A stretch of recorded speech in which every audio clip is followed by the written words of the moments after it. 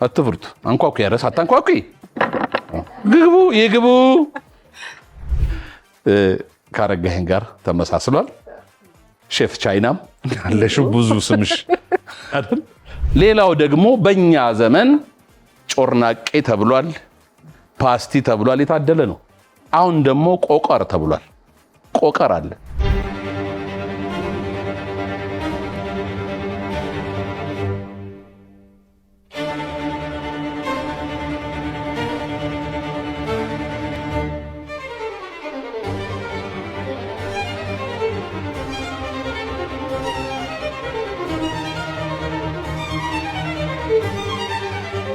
ይሄ ፓስቲ ወይንም ቆቀሩ መጥበሱ ድጋሚ ምንም ትርጉም የለውም አንደኛ የተጠበሰ ነገር ነው